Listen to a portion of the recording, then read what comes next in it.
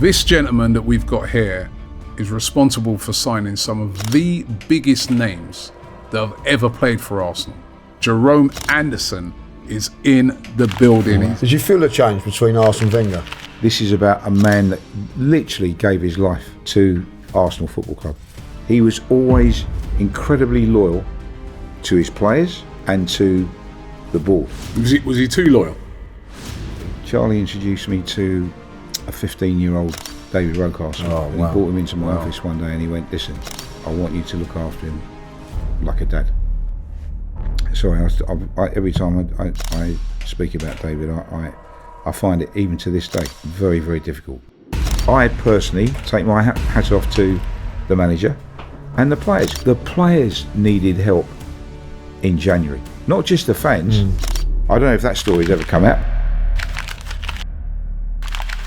Hi, and welcome along to the A-List. This is the podcast where we speak to some of the biggest names in football, and we've got another big name today, and I'm not talking about Lee Judges, who's joined me on this one. Yeah, we've relegated Cecil for this one, because we have got one of the original super agents. I'm going to call him a super agent, right?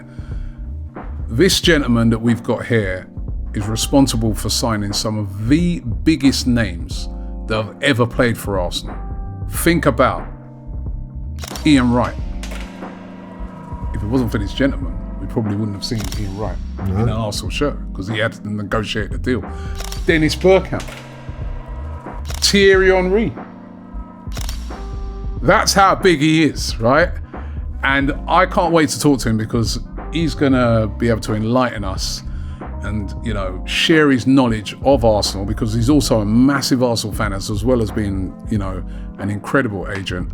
Jerome Anderson is in the building. Wow. He's here at AFTV. It's an absolute honor to have you here. And I'm looking forward to this. I really am looking forward to this, because you brought, you know, and represented so many of what I'd say are legends of Arsenal. Tony Adams, another one. Jerome Anderson represented him. I mean, first of all, thank you for coming along to the show. And let's start right from the beginning. You're an Arsenal fan, right? Because not every agent is a fan of, maybe, well, they'd all be a fan of a club, but to be a fan of a club and then to represent and to help with the signing of so many of those great players, I mean, how must that feel? Well, first of all, Robbie, it's a real pleasure to meet you, finally. And thank you very much for inviting me to have do this programme with you. Hopefully we'll have a lot of fun and some insights into various things. So, growing up being an Arsenal fan, from the age my dad started taking me to Highbury when I was about 4 or 5 years of age, I was privileged in a way, because my dad became friendly with many of the Arsenal players in the 60s. Mel Charles, George Eastham, the late great Geordie Armstrong. So I was used to seeing, like, my heroes coming around to speak to my dad about things, because they trusted him and they shared their thoughts with him, because at the time there wasn't really anyone giving players advice. It was just the player would go in and see the manager, and whatever the manager would offer them or discuss with them, it was like, take it or leave it. And I had this vision in my head of the late great Alex James. Ended up selling newspapers on the corner of Avenel Road, and most players that played through as that, a player, when he stopped playing, when he stopped playing, they were potless. They had nothing. So I had a thing in my head about, when I grow up, I'm going to make sure that players are as well looked after as possible, because they deserve to be. It is I know it's a cliche, but it is a very, very short career. And if they're not advised by people who genuinely care about them, they're going to end up in the same boat. And that's really where my thought process and my love for wanting to look after players started. And obviously over the years it evolved dramatically to representing some of the well, certainly the greatest players that have ever played for our great institution. And I've been very privileged to have enjoyed some amazing moments, both on and off the pitch, with so many wonderful players. And as a fan, it it always meant so much. What was your background before you got into doing that? Because it's a, I could be sitting there and saying to myself, I want to represent some of these players, right? But you've obviously got to have some sort of background to have an understanding. It's an interesting start, really, Robbie, because I had all these thoughts, and then I used to think, well, how am I going to do this? I actually could have gone. I had a place to do law at the university, but I'd had enough of studying. And football and music were really my main passions. And I went to an Arsenal shareholders meeting, and I had this thing about pre-match entertainment. And a couple of my friends were Spurs fans. I won't like to admit going to White Hart Lane, but I used to occasionally when I had to. But I always remember when the Spurs players came out on the pitch to the glory, glory, hallelujah, when the Spurs go marching on, the crowd were like, they were so up for the team that it was magical if you were a Spurs player to come out on the pitch at White Hart Lane and hear that. And I used to go to Arsenal, and it was like watching the grass grow. So by the time the boys came out, it was so quiet.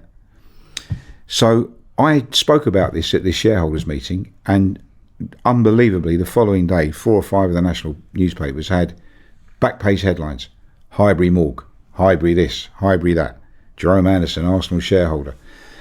So I went and had a meeting with Ken Fryer, who's the managing director, and he said, well, what thoughts do you have? So I said, Ken, look, I want us to try and get more connection with the fans, whether it be through music, whether it be through requests, so that by the time the boys come out on the pitch at 5-3, there's a great atmosphere, and the players can feel it.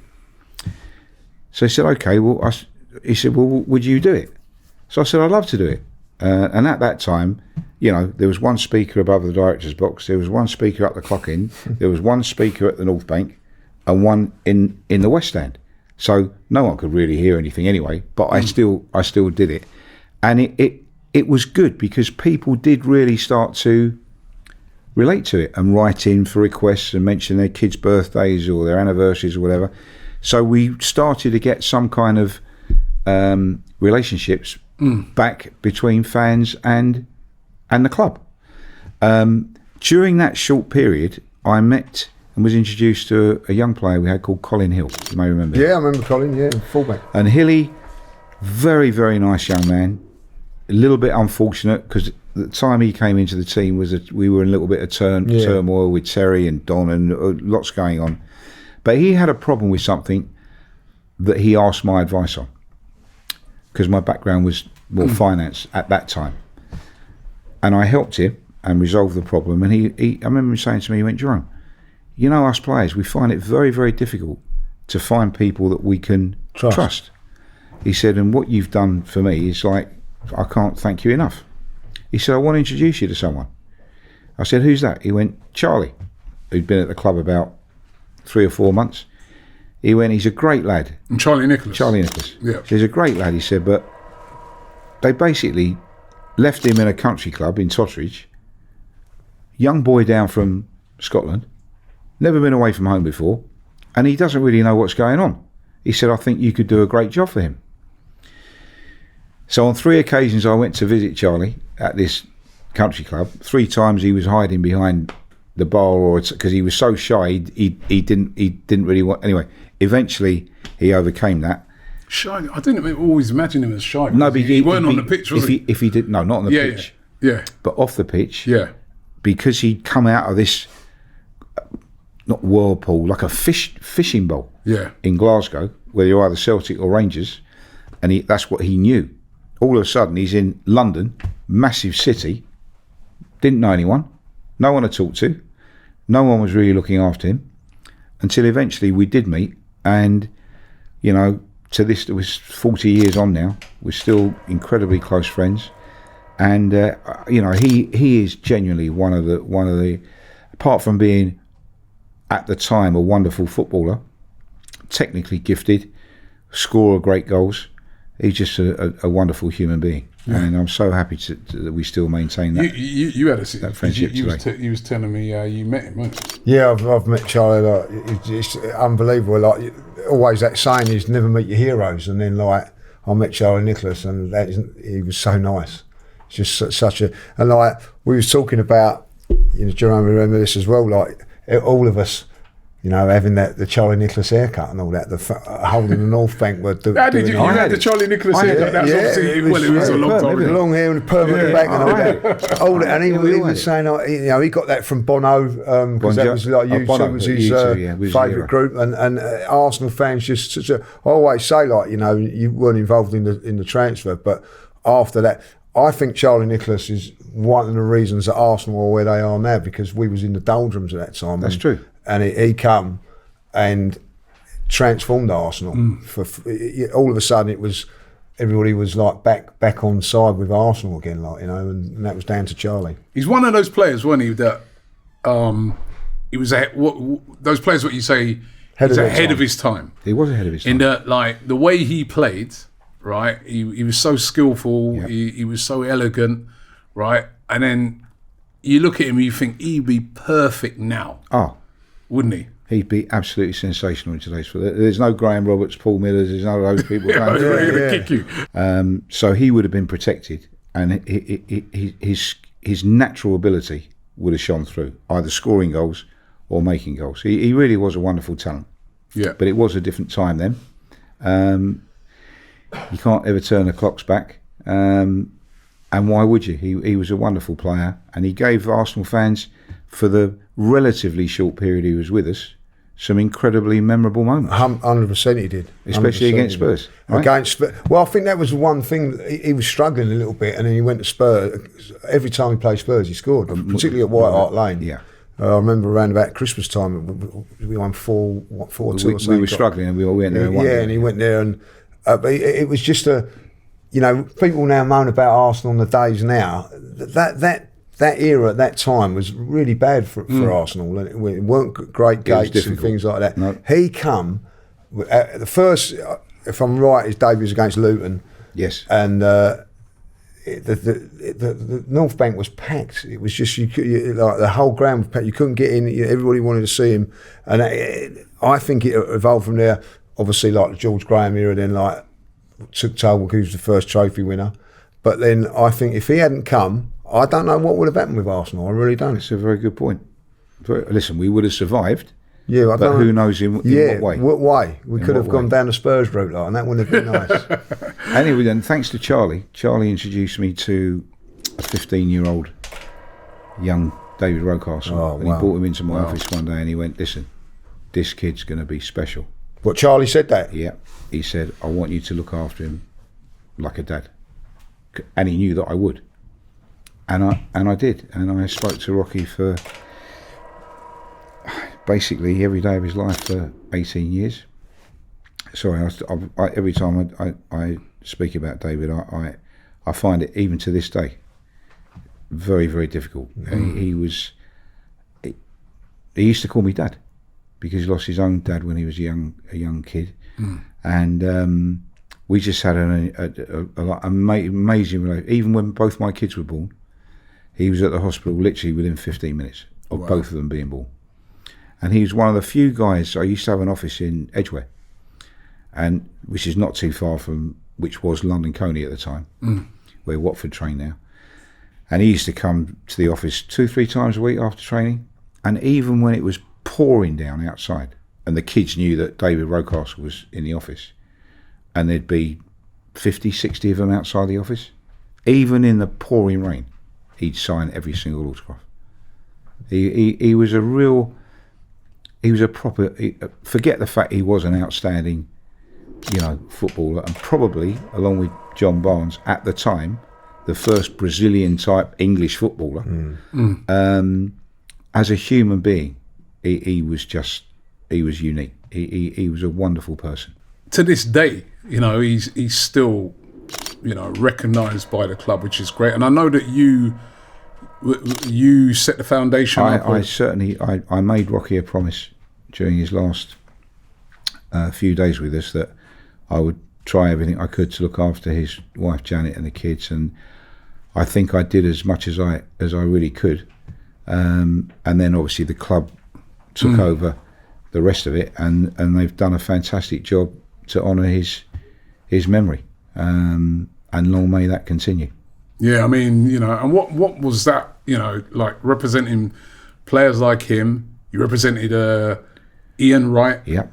You represented Tony Adams. Must have been an interesting one representing Tony Adams. So I first started advising Tony when he was about 16, 17. The first thing I think we did together with it was his Adidas boot deal. And so many things happened, obviously, during the course of his career, which has been very, very well documented. But Tony never forgot. Some people in life, you can help people and they move on and then they don't even remember because they've now listened to the next person or the last person that they've spoken to. But Tony never, ever forgot. Never forgets the people that were there for him and with him. It's great to be, advising people living FA Cups and playing for England every week. But when you're in trouble, that's when you find out who your real friends are. And an amazing guy. What's that like? Because that George Graham era was fantastic. 87, 88, 9. He was representing at least most of the players. Culminating in Anfield 89, which was. That is a day and a night that will. So what was that? What was that like being a fan with all those players? It was because you represent. It's true. That's a great point, Lee. Because you're representing players. Yep. Right. But also you're a massive Arsenal fan. So that phone rings now, and it's Man United, and they want one of them. Well, it did happen frequently. How do you I look. At the end of the day, of course, I'm a massive Arsenal fan. But if Tony or Rocky or anyone would have said to me, listen, it's time for me to move on, as Righty did over the Bruce Rioch saga, and he really wanted to go only because of the relationship with the manager, and in the end, as we all know, the manager went before Righty, and the rest is history. Would he have definitely went Ian Wright? He would definitely have, I think, if Bruce Rioch hadn't have there's a very, very good chance. Yes, because there was no working relationship. I mean, you don't ever turn around to someone like Wrighty and call him a big time Charlie, do you? I mean, he carried the team for 4, 5, 6 seasons. He wasn't playing with, the great players we got playing today. He was playing with very good players, right? Without mentioning the names, but good pros, but not great international players. And his goals, secured some fantastic achievements for us during a difficult period for the club. He for me, one of the great signings of all time in the history of Arsenal Football Club. So what happens then is that Ian rings you up and says, I want out. So you then have to start putting the wheels in motion for that, even though you're a massive Arsenal fan. Yeah, of course. My motto, whether it's Arsenal or anyone, any other club, the most important relationship is between the player and yourself and the manager. Right. Okay, the player and myself, because that has to be a two-way total trust thing. Yeah. Okay, but in a footballing term, it's the relationship between the player and the manager. What happens on the training ground? What happens on a match day? What does the manager want of you and expect of you Monday to Friday and then on a Saturday? And on the premise that that is good, then there's no reason to ever think, especially when you're at a club like the Arsenal, okay? Very, very few players have ever left the Arsenal and gone. There have been a few, obviously, and gone on to bigger, better things, maybe. But when you're at a club like the Arsenal in London, there's only 3 footballing institutions in England: Arsenal, Liverpool, Man United. They're the 3 proper footballing institutions. So if you're playing for any one of those 3 clubs, it doesn't get much better, right? So if you've got a problem with a manager, or the manager doesn't fancy you anymore, I had it with George. Yeah, I was going to get onto that. Yeah, and George, because he signed the contract, didn't he? Where there was a thing about him signing a contract. He signed the new contract, but it only lasted a year, didn't it? And then, yes, because George added him to Aberdeen. In effect, yeah. Ian Porterfield was the manager at Aberdeen, and Yeah, took Charlie to Aberdeen. But obviously Charlie didn't really ever want to leave Arsenal. But that is a good example of if a manager feels that your time at the club, and it happens to all players, it will happen to, some of the wonderful players we're watching today. And 1 minute you look around, oh, he's not there anymore because the manager feels that he wants to replace that player or he can do better. Or he feels he's had the best out of that player over a period of time and it's time for the club to maximise on his value and for the player to move on to pastures new. When it happens, does George Graham come to you or does he go through via the player? Or so you've obviously got wind of it.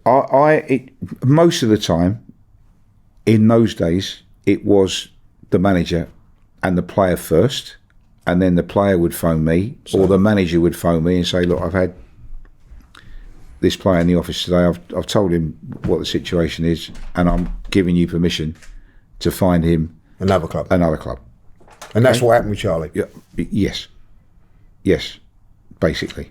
And it was a very difficult pick because Charlie loved it. He loved being at Arsenal.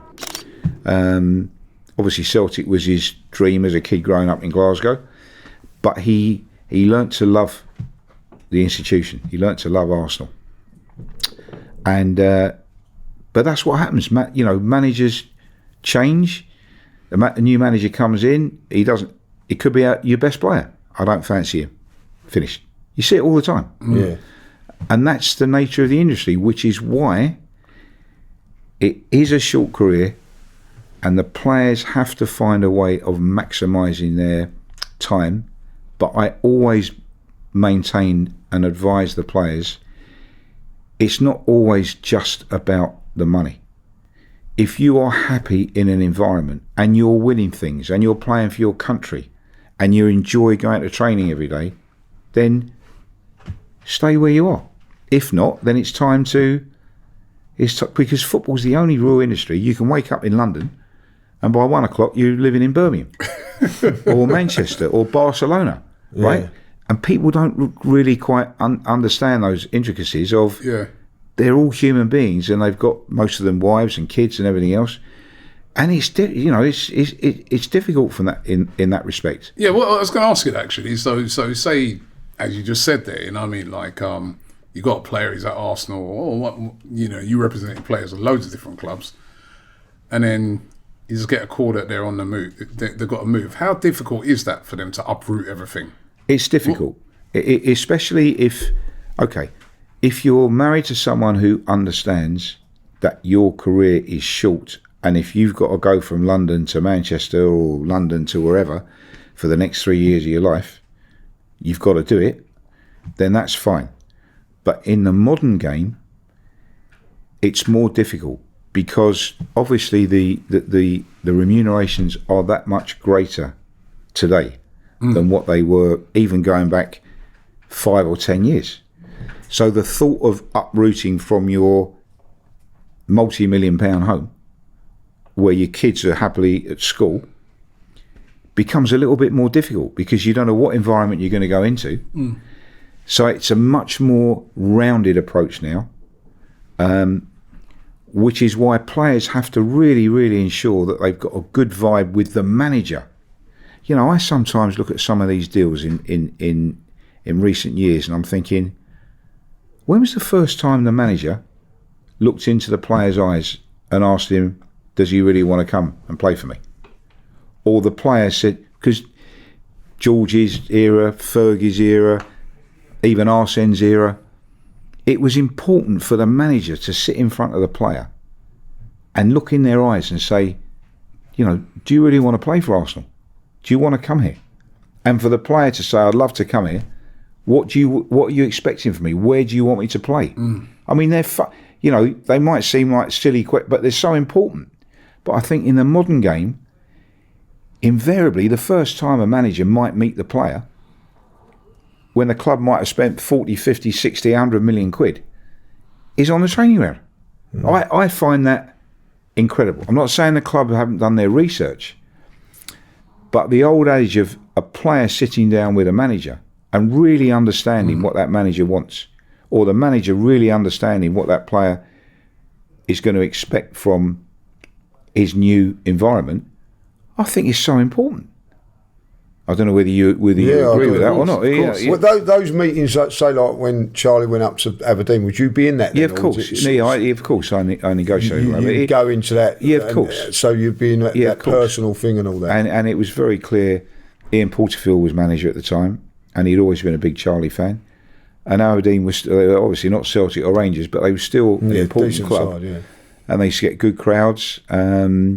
And Charlie had a very, very, very good time. And then he went back to Celtic with Big Billy McNeil. But he did build up an incredible affinity with Arsenal. But once a manager decides to go, your surplus requirements, it's ruthless. It's ruthless. When you're doing all that and you're an Arsenal fan, did your relationship with Arsenal change? I think. Well, George always knew that. He always knew my love for the club, but he also always knew that I was going to do what was best for the player. Right? Because that's very, very important. And if it meant having an argument or a disagreement, you have to stand up for your player and do that. Yeah. And I've done that on many occasions. What was he like to deal with, George?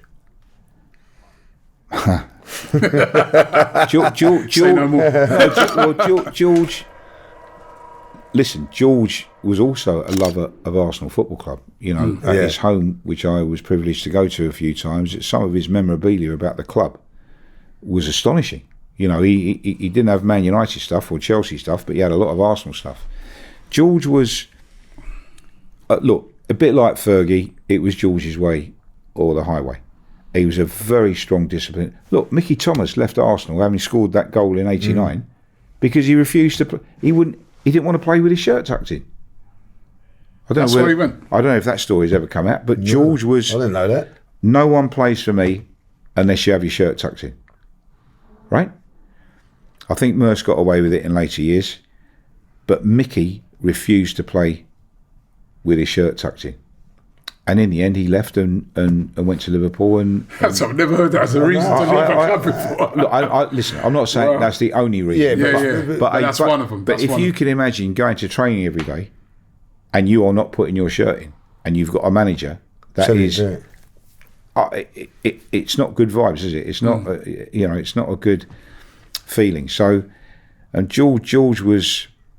I remember going to Old Trafford the day of that ruck that we had at Old Trafford when Rocky and Nigel, Les Seeley running up. Do you remember that? And I was there that day, and I'll never forget walking into the Players' Lounge at Old Trafford. We won 1-0. Yeah, I think it all changed the day. Limpo. Another game at Old Trafford where they tried to absolutely kick lumps out of all the players. Anyway, I remember sitting in the Players' Lounge after the game, and the lads walked in, Tony, Rocky, and they had their blazers on, shirt, tie, proper, the crest. Right, I'm going cold as I'm telling you the story now. And Rocky walked in there, giving it, and Tony, and we didn't often win at Old Trafford. And I'll never forget Mark Hughes. And he my friend said something maybe he shouldn't. It's like, well done, Rodders, because Tony used to be nicknamed Rodders. Mark Hughes came up to my pal and he went, sorry? And Tony in the end, he stopped Mark Hughes from literally wiping out my pal because he said, well done, because obviously they were gutted, they lost the game as well. But the thing that I remember from that day was Arsenal players under George walking into the Old Trafford Players' Lounge, and their team was full of all great players, all international players, and they went to the end of the lounge, up at the bar, with their blue blazers, the cannon, the shirt and the tie. They looked $1 million. Even Anders, to be fair. So George was a disciplinarian, but I also have to say, as a tacticianer, for me, one of the greatest of all time. Different class. He used to do things. I used to sit there going, why is he taking him off? One of the few managers that could go into a dressing room at half time and change something that changed the game. Very, very few managers ever have the ability to do that, but he was certainly one of them. top class. It must have been a real contrast then working with Arsène Wenger, because yes, different, completely different character. Well, Arsène, totally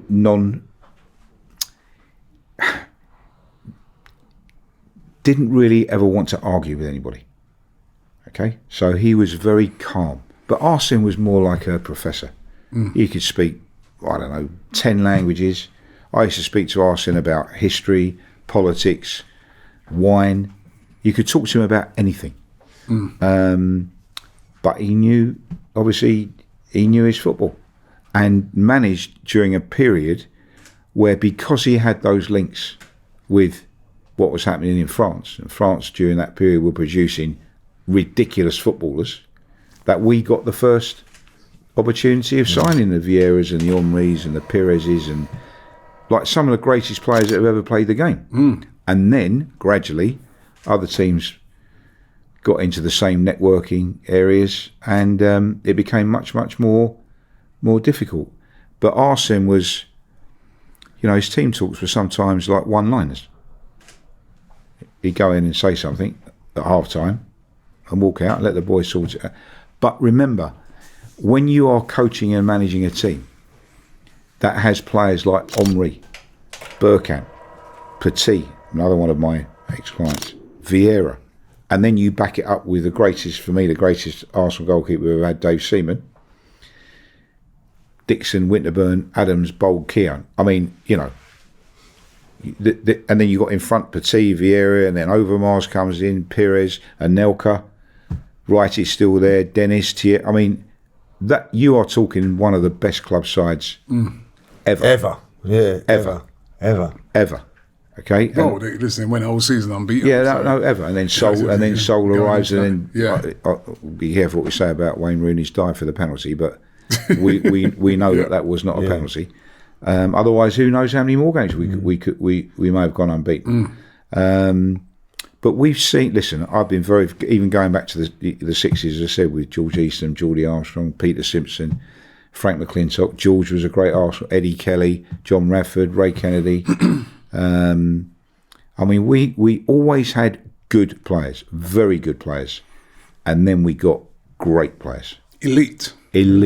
So, which leads greatly on to how did you get involved with Dennis Bergkamp? Because I do believe that he is the. I'm going to save that story for another day. Right. But what I will say to you is that it is a fascinating story, because Dennis was destined to sign for another club. And on the day that was due to basically happen, they couldn't do it because they didn't have the money.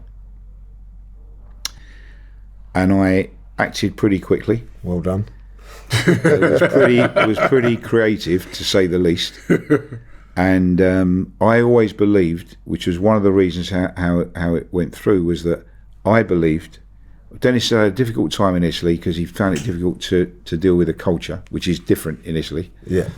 He didn't want to go to Barcelona. I think Johan Cruyff was head coach there at the time, and he wanted to come to England.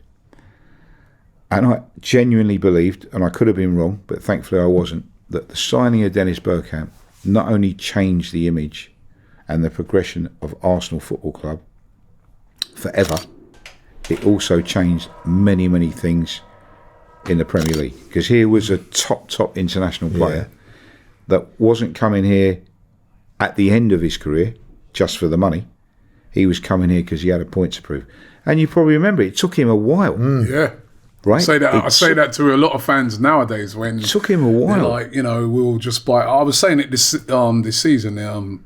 Mikel Marino had a couple of games, and people are like, I don't fancy him. I was saying, listen, I remember we had Dennis Bergkamp.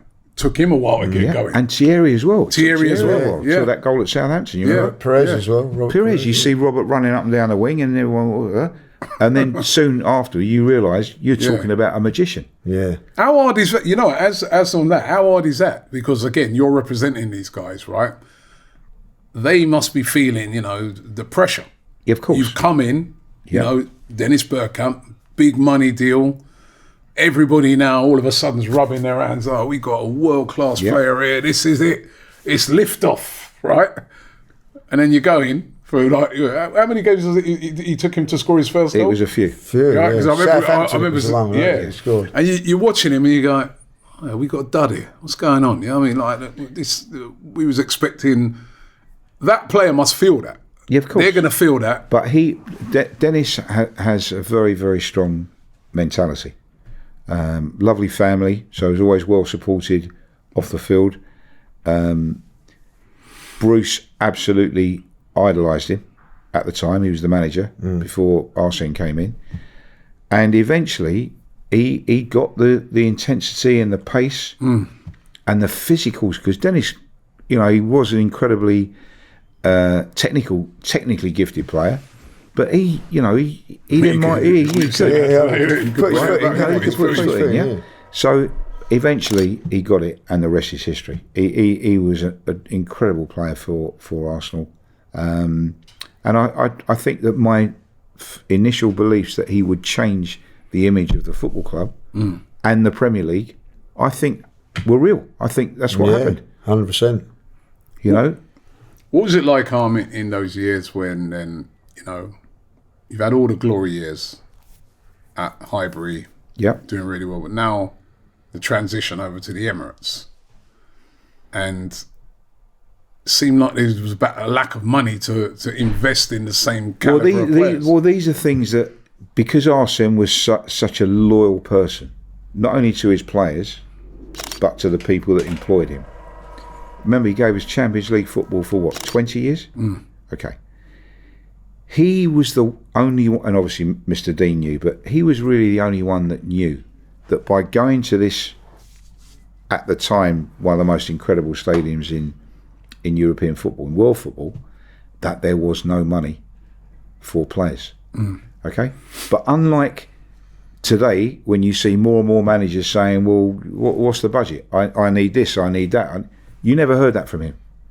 He was always incredibly loyal to his players and to the board. Was he too loyal? Can you ever be too loyal? Well, you could possibly you can be, innit, to the detriment of your reputation. Say he was too loyal publicly. Yeah. Okay, I'm sure behind the scenes there were moments of, you can't expect me to keep on delivering Champions League football if I can't add players to the squad. But all the money at the time went on the stadium.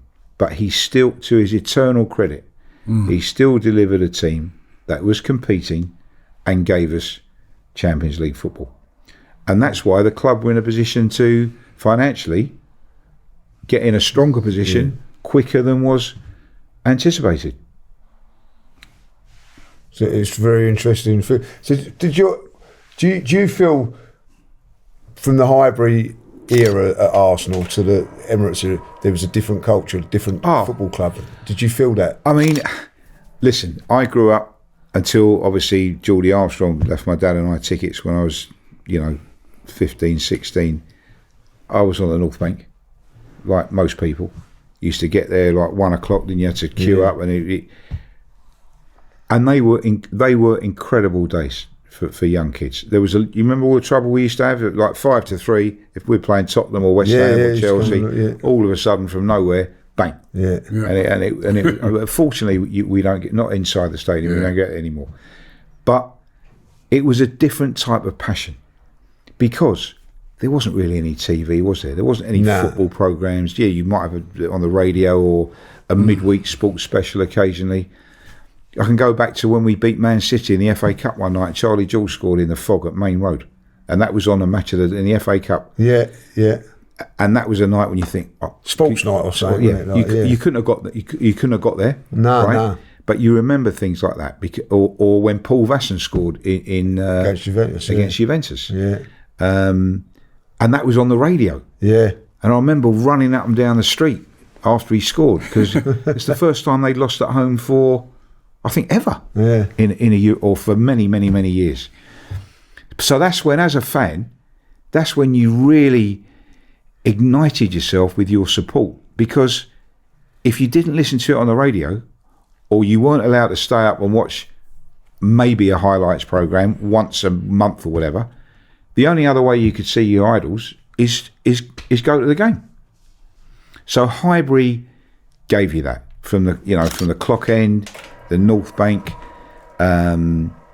incredible stadium with amazing history, right? Herbert Chapman, all the history that goes with our great institution. Now you're moving into, an incredible stadium, which, to be fair, the last 2 or 3 years the fans have been. Yeah, I mean, the atmosphere has been. It's been amazing. But you can say the same about, look, you remember when we used to go to Upton Park on a Tuesday night? Good luck. Right? Right? Or even Loftus Road. But now you go and play West Ham, and it's a great stadium, but it's not the same. No. It's not the same, right?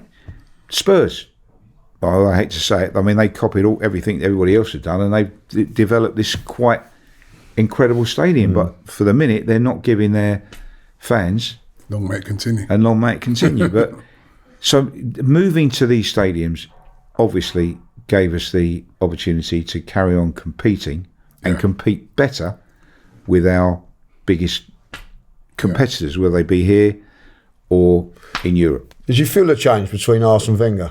Did you see that? I feel very privileged with Arsène because he didn't really allow many people to go to the training ground, and he always used to see me at the start of the season, and I used to see him maybe just before Christmas, and then towards the end of the season. So I always knew how he was feeling, and even though I knew there were times where he was frustrated, I knew how brilliant he was that he never publicly extolled those thoughts, whether it be to the players and certainly the media. He just got on with his job. Yeah. And then obviously towards the end, with me or not with me, I think the way that he basically lost the support of the people upstairs was disappointing. Only because I knew, this is not about how much money did he earn. This is about a man that literally gave his life to Arsenal Football Club, the training ground, right? They used to pray that Nicholas Anelka basically paid for the training ground. He designed the stadium. People don't know that. He basically, and the bank would not give Arsenal the money unless Arsène stayed at the club, because it was, in Arsène we trust. It wasn't only the fans, it was all the financial institutions. Wow. Because he was is such an intelligent man. And look, now he's running FIFA. Do you think he would have been hurt by the fans turning on him? Well, it wasn't all the fans. No, but there was a majority yes, but that goes back to what we were talking earlier about players. There always comes a time when it's the end of... You've got to know when that time is, isn't it? You've got to know when that time is. But there's no way the club could physically have removed Arsène, for me anyway. It's like, would Man United ever done that with... I don't think so. Yeah.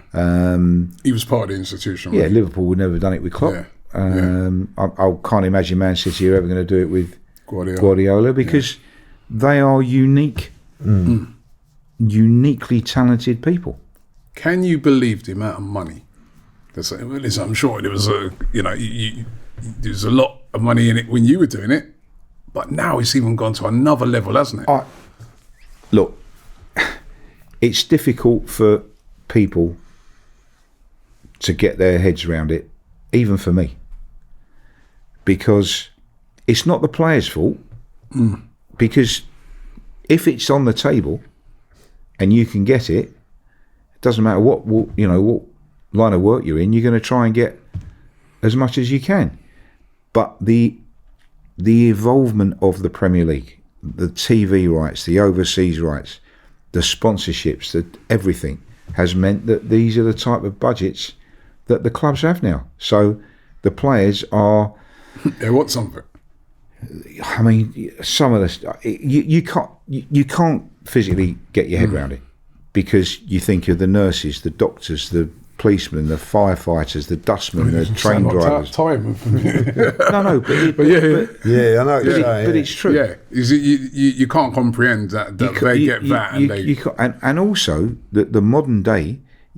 fan doesn't really have that relationship with the players anymore, because the players are so protected by the clubs that everything has to go through the clubs. So if it's Arsenal, it goes through the website, goes through the all their film crews, and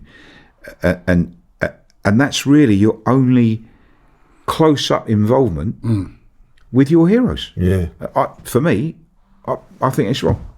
Even when the lads used to go to hospitals at Christmas, right? Whether it was Great Ormond Street or whatever, it changed people's lives. I'm not saying that certain clubs don't still do that, but some of the things that players used to do are nowhere near as prevalent as what they once were, and I think that's disappointing.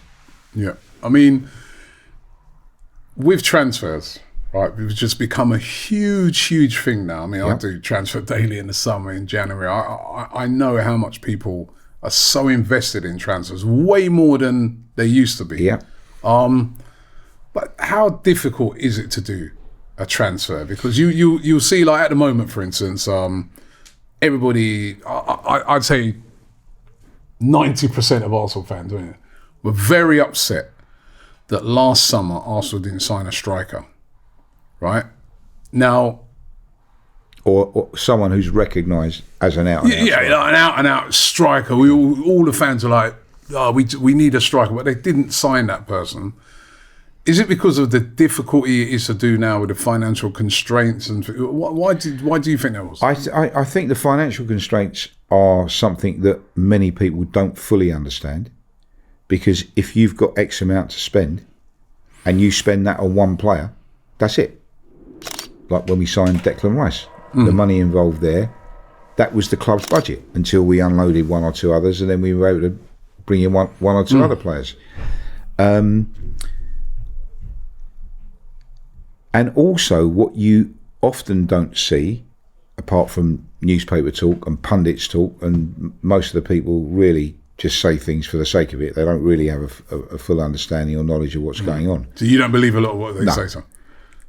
Mikel Arteta, okay, will have already drawn up a list of players that he would like the club to try and sign in the summer. We've now got a new sports director who obviously knows his way around Spain and naturally all Spanish-speaking countries, so whether that's Brazil or Uruguay or wherever, which I think will be a particularly good asset. Yeah. But let's talk about a striker, okay? So, let's be clear. It is clear that we do need to sign, whether you call him an out-and-out striker or someone that can change the way we play in different moments of a game or a season.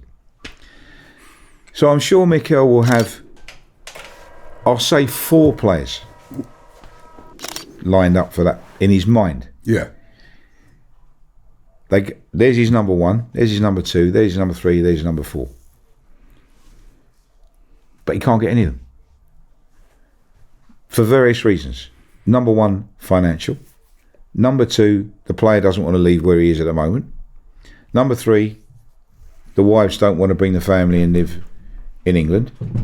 Or number 4, the player's got an injury, he's out for the next 12 months. So there's all these different permutations that make up the wish list, but invariably you hardly ever get your number 1 choice. When we signed Declan Rice, he was for sure our number 1 choice for that summer. And let's be honest, he has been absolutely incredible, and potentially a future Arsenal captain, and he could do for Arsenal maybe what Tony did for so many years. That's how I see him. We've made 1 or 2 mistakes, but most of the players that we've signed have actually done well, remarkably well. I remember the late great Francis Lee used to say to me when he was chairman at Man City, a stat that I'll never forget. I won't do the accent. He said, Jerome, do you know that 7 out of 10 transfers don't work? That was the stat at that time. I said, no. He said, it's true. Nearly 7 out of 10. Maybe that's changed now because there's so much money involved. Maybe it's not as many as that anymore. As well. They've got more data now. They've got more data now. But,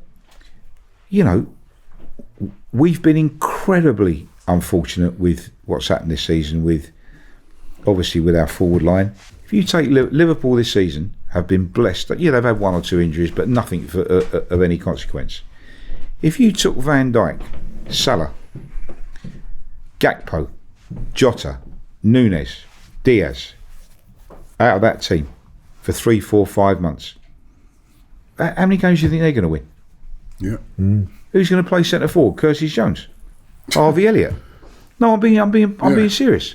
So that you've got to give the manager incredible credit for finding a way, apart from unfortunately the West Ham game, where against teams like West Ham and Forest, whether you're at home or away, if you don't score first, it's going to be a problem. Yeah.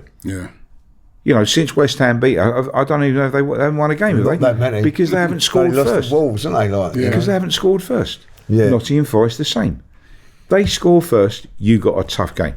Yeah, definitely. So, what the manager's been able to do by rearranging, different players playing in different. I think we, as real fans, right, proper fans, of course we wanted the team to win the Premier League. I personally take my hat off to the manager and the players, because like you said earlier, the players needed help in January, not just the fans, because we were so short during that period. But unfortunately, and we never know probably the true stories of what was going on around that time, because the manager couldn't get the players that he really wanted. Because remember, when you're playing for Arsenal, you're managing Arsenal. If you're bringing a player in, he has to be better than what you've got. Because otherwise, what happens is the players, what have you brought in for? Did you understand? Arsène once said that to me, because I used to see a lot of very good players in the Championship, League 1, League 2, overseas, and he used to say to me, Jerome, he said, because we're Arsenal, he said, and Arsène being Arsène, because he never looked at passports or birth certificates, if he could have bought a player from a non-league club and give him a chance because he saw something, he would have done it. But he couldn't, because the rest of the dressing room and us fans would have gone, hang on a minute, why are we signing a player from, from Dorchester and not Barcelona? It's that. It's in there, yeah. So you've got that to deal with as well. I've got a question for you though, right? You're representing all these players. Let's say you got a player who's at Arsenal, doing really, really well. Man City coming, or Barcelona or something like that, and they say to you, Jerome, get him away from the club, man. We'll give you a massive signing on fee, or a massive fee to you, which these are the things that we hear about that happens with agents. How do you deal with that? If the player's happy at that club, so he's at Arsenal, or he's at whichever club, he's happy with that. Okay, well that... Is it compromising? That has happened to me on several occasions. And the one and only thing that I ever do is I speak to the player. And if the player wants to do something, we would always try and effect it. But if the player's not interested, doesn't matter what I've been offered, forget it. Because you do hear these stories of agents being influenced. No, but you look at some of the deals that are done and you think, why has he left that club? Why? Or why has that player gone there? And you look at it and you go, it's only because of one thing. So you see that a lot of times. Like you talking about transfer windows. I look at deals and I'm thinking, how on earth has that deal happened? That's not a natural deal for that player to go to that club. Or why have they sold him to that club? And you look at it and go, and it's only and I might be wrong, but it's a feeling that after so many years of seeing it and doing it, that you think there's something maybe not quite right there. Do you think with the transfer system at the moment that it's a good system? Because, like for instance, one of the things that I'm looking at nowadays, I'm looking at the amount of homegrown players, for instance. So if you sell on a homegrown player, and that goes to, say you're an Arsenal or you're Chelsea, Tottenham, whoever, and you've got a homegrown player, so he's come through your ranks, he's been there all those years. Like a Conor Gallagher. Yeah, that's a perfect example. Conor Gallagher got sold basically to Atletico Madrid. He just had a really good season, hasn't he? He has had a good season. At Chelsea. But he had a good season at Chelsea before they sold him. He really did, yeah. But they know that if they sell him, it's pure profit because he came through the ranks. Is that right? I don't know how that can be right. Because surely, as a fan, wherever possible, you want to see homegrown players. Yeah, you want to keep it. I mean, the reception that Saka got, like the Messiah's return. Yeah. Seriously, homegrown player. Miles Lewis-Skelly this season's come through. He's always going to be loved because he's a homegrown player. So why on earth at some stage, if Mikel Arteta wants to buy this player, the only way he can do it is by selling Saka or Lewis-Skelly, for example. How can that be right? It's ridiculous. Because that's something that really upsets supporters, in my opinion. Yeah. Right? If someone's got to go, I'm not saying you'd rather see Mourinho go than Saka, for example, but Saka is, that song, he's one of our own. I mean, fans really relate to that. It's important to maintain those type of, relationships between the fans and the players, in my opinion. Yeah. So I really genuinely I do not understand that. Yeah. And the other one I want to ask you about, because the reason why I'm asking you this, because you've been an agent for, I know you retired from the agency now, but for so many years, so you must have seen all these changes. So the current sort of system where, back in your day, you spoke a lot earlier about George Graham, if he didn't want a player, or if Arsène didn't want a player. But nowadays, is it actually the manager buying half of these players? Because it seems with most clubs nowadays that there's more bought in that sort of system that we see a lot of times, a lot of years over the years in, say, in Italy, where it's the club that buys the player, and then they say to the manager, all right, you got lead judges, right? You coach him. Okay. We already, you know what I mean? That's the player that we've given to you.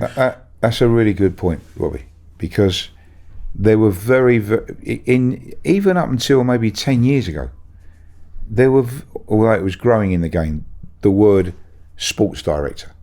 Okay? So the sports directors were brought in to be the link between the manager and the board. Right. Because as more and more ownerships were by foreign businesses who didn't really understand the Premier League or the game of soccer, they needed a wedge between the manager and the owners. So now you've got the sports director who is basically, we had it with Edu for many years. Now, let's wind the clock back a little bit further. Alex Ferguson, for example, or George Graham would never ever have had a sports director. They'd have left the club because it was their decisions as to who we bought or who was bought and who was sold. Like the really strong managers. Can you imagine Bill Shankly listening to, do you know? Yeah. Or Jurgen Klopp? So it was a little bit like what we were speaking about before. I think what happens now is the manager is told, this is your budget, right? This is what you can spend on transfers, whatever that figure is. Then they work out the positions of what they're looking for.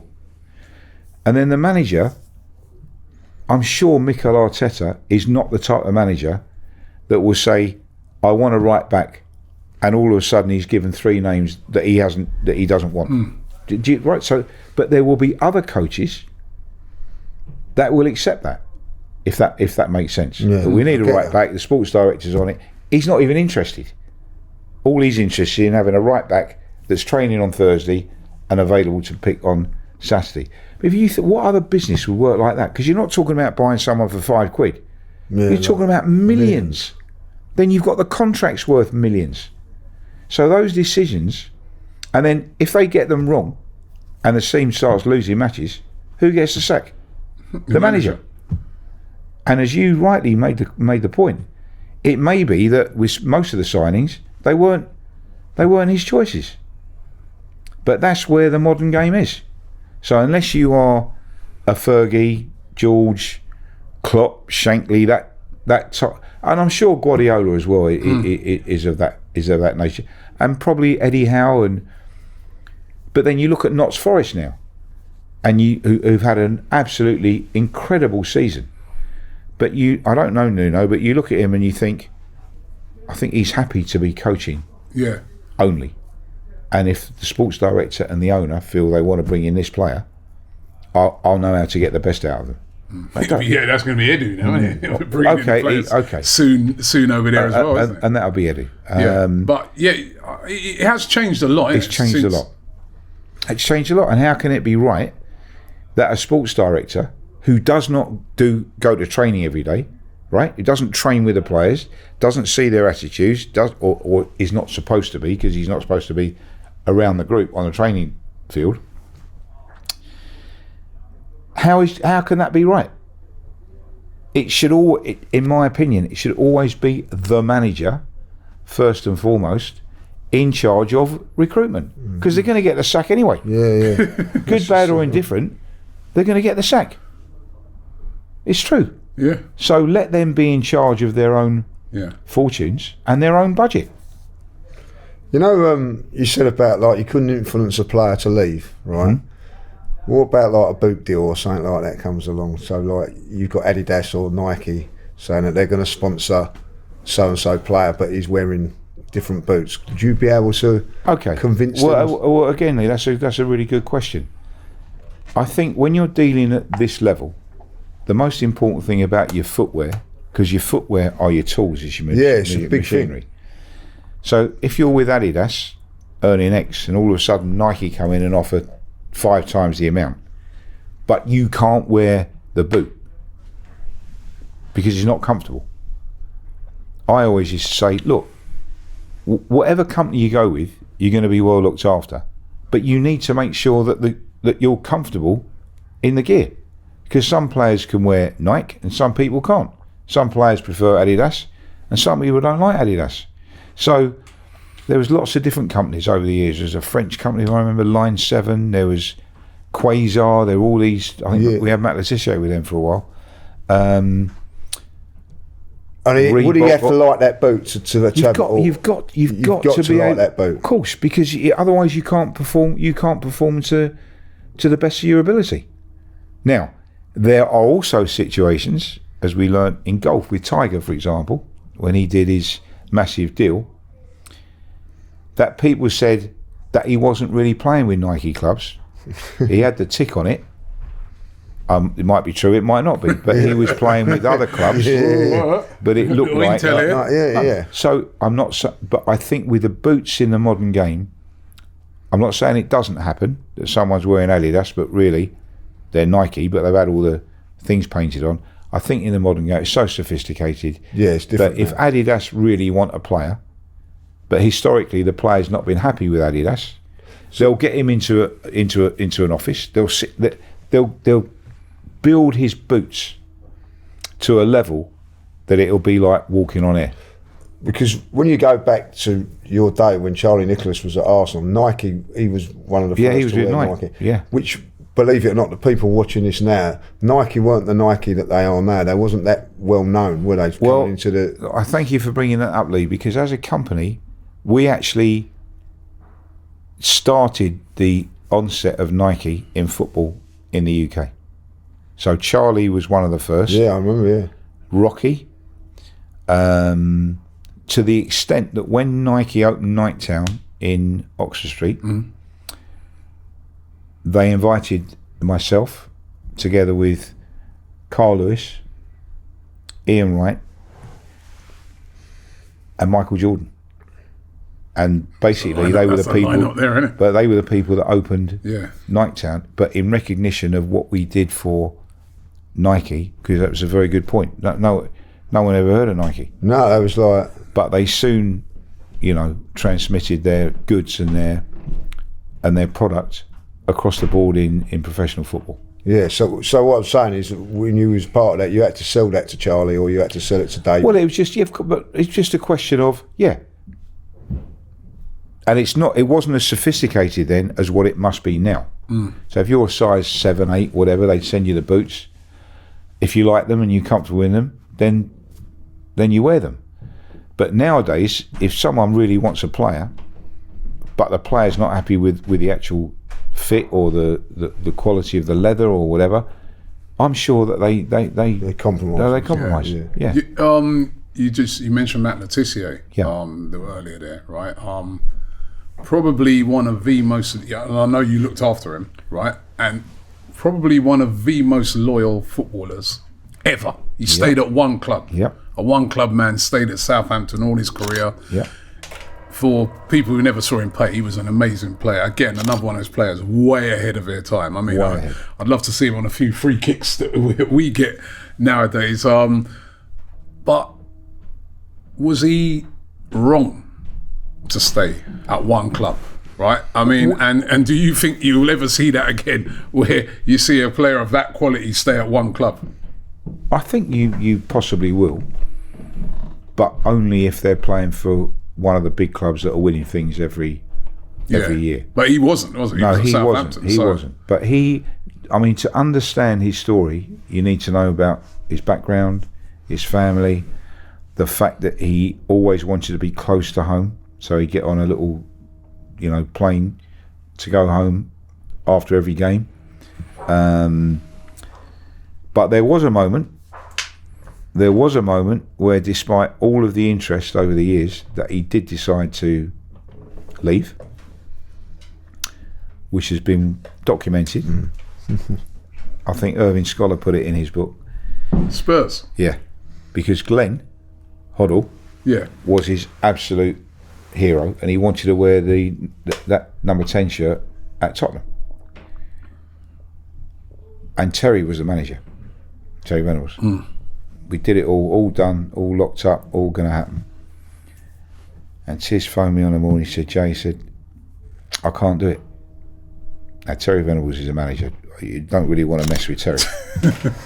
I said, well, listen, on this occasion, Tiz, you're going to have to phone up Terry. No. You're phoning up Terry. So I phoned, and he told me, the reasons why, which were personal, family related. I phoned up Terry, and he went, because he was going to build the whole team around Matt Letizia for the foreseeable future. And it didn't happen. But unfortunately, Terry then went on to become the England manager, and I believe... didn't forgive him. Because he didn't go to Spurs when he was supposed to, because for 4, 5, 6 years, he was unquestionably, technically, the best footballer in the Premier League. Wasn't he? Yeah. I mean, we spoke about what Wrighty did for us over many years, but he did it literally on his own. But Matt and I have spoken about it many times. He has absolutely no regrets. No regrets. Was he wrong? He doesn't think he was wrong. Did he win enough trophies? What is enough trophies? He was just happy. He loved playing football, right? But he loved playing football for Southampton. And when we did his testimonial, Rupert Lowe, who was the chairman at the time, he agreed to let him have the first game at St Mary's, which was obviously completely sold out. But his last game, I'll put a smile on your face, his last ever league game, you'll remember this. Yeah. So Rupert Lowe, who I did get, I like Rupert. I thought he was an excellent chairman. Black and white, everything straight down the line. He invited me to sit next to him at the Dell. I took my son with me. Arsenal Southampton. Matt Letizier's last ever league game at the Dell. I think we were either winning 2-0 or 1-0, and it should have been, I'm not exaggerating, 10-0, and Matt's on the bench. Anyway, with about 7 or 8 minutes to go, it's 2-2. And I'm not exaggerating, Robbie, if you check it, I think Martin played in that game, we could have been 5 or 6 up. So I've given Rupert a nudge and I've gone, you know what's going to happen? Because at the time, Tiz was about 3 or 4 stone overweight. He was done. I said, you know what's going to happen here, don't you? He's going to come on and score the winning goal. Yeah. And Rupert went, do you think so? I went, yeah.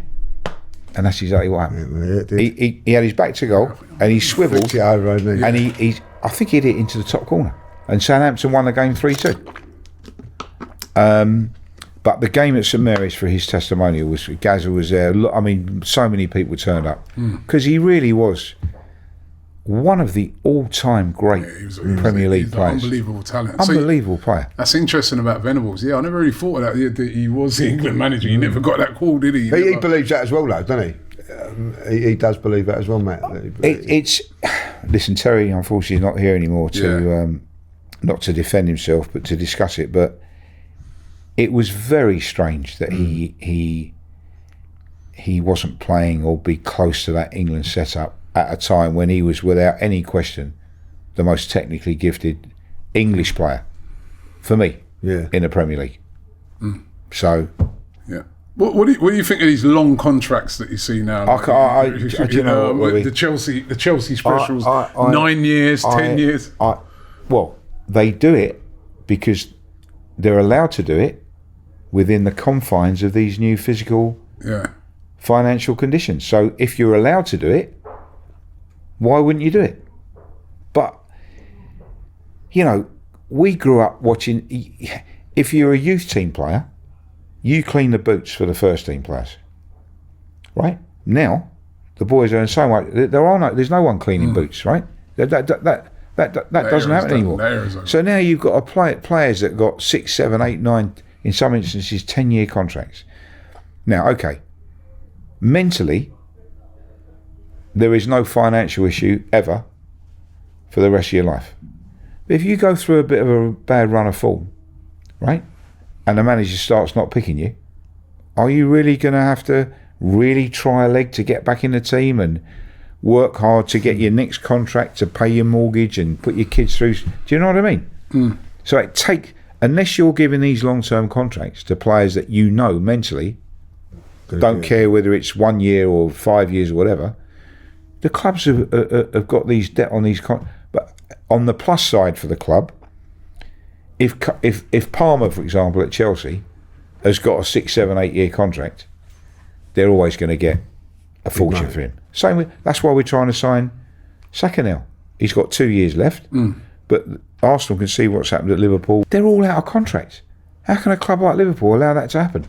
How could we allow Saka to be playing in the last year of his contract, and potentially, if he wants to leave, which he has, at some stage a decision that he may wish to take, the club gets nothing for. That's a great point, because back in your day the Bosman wasn't there, so the contract not initially. No, it did come in. It did come in. Obviously, a contract could be run out, and you could renegotiate, and they couldn't. Well, a contract ran out, but then it was if you were out of contract, the club still had to pay a transfer fee. So when would you say be dealing, like a player like David Rocastle or someone like, when would you be negotiating a new contract? Would it be a year before, or would you just let it run and then negotiate? Well, I was always of the opinion that you should never let your contract run unless you but when the Bosman ruling came in, then obviously that was a scenario like we had with Sol Campbell, for example.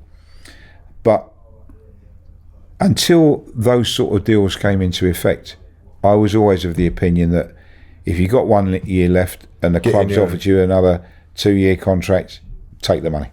Because you never. Well, Arsenal would come, if you was getting to a year left of your contract, Arsenal would come to you and say, or I'd go to the club and say, look, Rocky would like to sign a new contract. Are you interested? And it was either yes or no. Or the manager would call the player into his office and say, we're going to Rocky, you've had an outstanding season. The club would like you to extend your contract. Can we discuss it and take it further?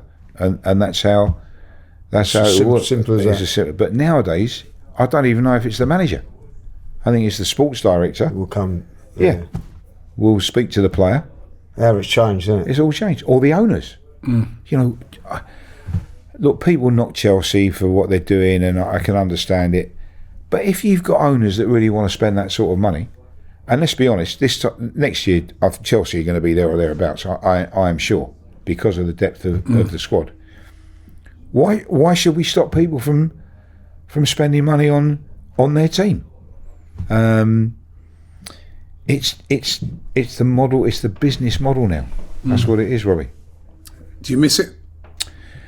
Well, I think, as I said to you earlier, I still get lots of calls from different people in the game, from chairmen to managers to even sports directors and players.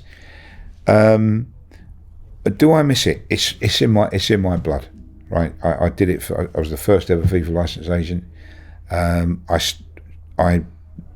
effected a lot of things that were good for the game and have been good for the game. I probably don't miss it that much, only because of how it's changed and how it's become much more about money as opposed to, are you happy? Is your family happy? Are you getting on well with your teammates? Are you getting on well? It's because players, I'm not saying there are obviously some still very, very good agents, and I'm sure there's still one or two that aren't very, very good, because we were more like a management company. So we did everything for the players. So all they had to concentrate, not all, what they had to concentrate on was training and playing on a Saturday. And I used to say to everyone, you work hard Monday to Friday and you do the business on a Saturday, the money will look after itself. And invariably it did. But now, because the levels of money are so great, even family members see their kids as like Orwells. Right? You've got lots of whether it's uncles, brothers, sisters, fathers, now doing contracts. Well, with the greatest respect, they don't. Like I used to say, when that first started coming into the game, I said, look, you're a parent of a young lad who's got an incredible opportunity, right? Particularly if it's something like Arsenal. Why don't you just go and enjoy watching him play and be there for him as a parent to support him? Not just when he's scoring hat-tricks, but when he's injured or when the manager calls him every word under the sun because he's not doing this. Be a dad. Be a mum. Right? That was my philosophy. But as the money went like that, the mentality of parents and brothers and sisters, it all changed. But it's the way it is, isn't it? It's the way it is. And it's great. I used to say to players, look, you want to look after your family, do whatever you can, but you have to look after yourself, because when you stop playing football, don't wait for the phone to be ringing, because it won't. So whilst you're earning the money, you look after yourself, you do what you can for charity, you do what you can for your family, but you have to make the decisions. But now I think it's changed again. And you talk about people being offered large sums of money. The best way to do that is, if the family's looking after the player, get into the family and maybe offer them a bigger house than for me that was never the case. And if I was still doing it like I did then, it would never be the case for me. The player needs to come first. Is he happy? Does he want to stay? Does he want to go? That's it, and the money will look after itself. Yeah, 100%. Do you still get over the Arsenal now? Do you of course. So still a big Arsenal. Oh, of course, always. Never. That's never diminished. Well, my son's been a player for 15 years. He's probably potentially in this is his first season as a semi-pro because of his other business things that he's doing. So for most Saturdays for 15 years, I've never ever missed a game. Yeah. Even when he was in Italy for 3 years, used to get on a plane on a Sunday morning and drive all over Italy. But as a kid, I again, like my dad took me, I took my son from the age of 4. Yeah. I've got fantastic pictures of him in the old Players' Lounge, obviously starting at Highbury with Wrighty and Merce and right in the kit as a little boy. And but Saturdays when he's playing, I don't miss a game. But obviously the midweek games and the European games, I very, very seldom miss. But I used to go to every single game, home and away, for years and years. I never missed a game until Mars started playing professionally, And obviously, if you've ever had a son who does anything, or daughter who does anything professionally, both had sons you can't not support them. Yeah. I always say, like, with my dad, like, he was the same. My dad was like, go Arsenal every week. But as soon as I started playing, he give that up. And like, when I think, it's a big thing to give up the Arsenal, but he did. And then, like, just to come and watch me play, and then, so when I finished, he went back again watching the Arsenal. Like, but that's you said, why did you waste all my years for? but it's also no doubt you went to Arsenal with your dad as a kid. Yeah, clock end was my. You know what my dad used? There was no roof under the clock end, and no, there wasn't. And he used to wear the clock end, and I said, I want to go to the North Bank. When you're old enough and you can go on your own, you can go in there. But he was a clock end boy, So I could never understand why he did that.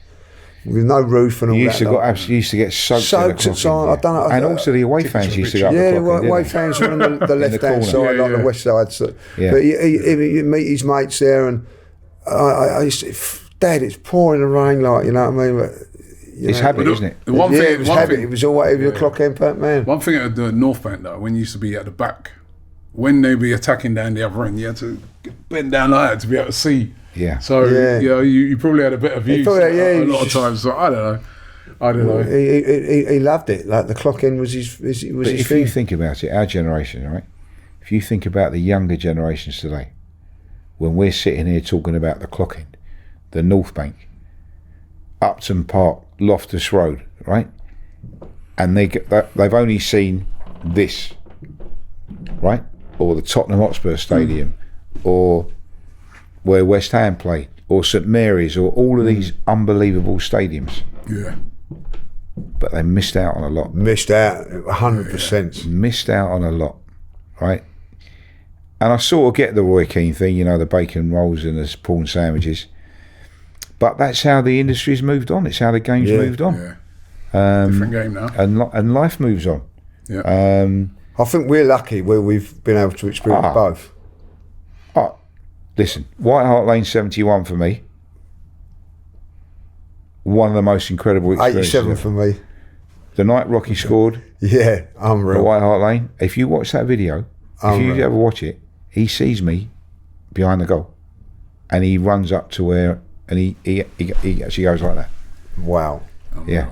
Incredible moment. Was he 17, I think? 17, 18? That night. That was the start of his... That was it. Yeah. That really was the start. Lift off. I don't think he missed a game for about 4 years. I think people realise how good he was, And by the way, tackle. Yeah, I remember speaking to Stuart Pearce. He said the one player that he always knew he was going to have a game with, proper, was David Rowe. Yeah. As skillful as he was, he could get stuck in Rocky. Yeah. He was fearless. And for a technical, you don't often see that with technical player, but he could really, really get stuck in. And he loved it. The day he had to leave was one of the most emotional days for all of us. George, you had to deal with that. George pulled Rocky in his car at London Coney. They both had tears in their eyes. And then George rang me with Rocky in the car, and it was like, I knew there was issues because Rocky unfortunately had a knee problem, and George felt that this was the right time for the club to get, and they got $2 million, which was Leeds' record signing at the time, a couple of £1 million. And Rocky, once the manager says, we had an offer from Leeds, we've accepted it, done. It's done. You got to go. And then, to be fair, we went up the motorway the same day. I met Howard Wilkinson at the time, Bill Fotherby, and they made him incredibly welcome. The only unfortunate thing is they bought Rocky to replace Gordon Strachan. I think Gordon was 37 at the time. I think he played for another 3 or 4 years. So he never really... They did love him there, but he never really got the chance to impose himself there. So there are very emotional moments in football that you don't really see. When's your book coming? You got to have a book. I promise you, as and when, if you'll have me, I'm coming back here. We'd love you because we can talk to you all day. I'd love to. And you've got to document this. You've got to document all this stuff in a book because, like, I mean, it's fascinating stuff, isn't it? From our point of view. We've never really scratched the surface, either. Yeah. But it's great to listen. We can all look back at certain generations. Yeah. And to be able to talk about the North Bank, the Clock End, 71 White Hart Lane, you know, what at Wembley when Liverpool never lost the cup final. Charlie's final. Charlie's final. Charlie gave me his shirt from that game. I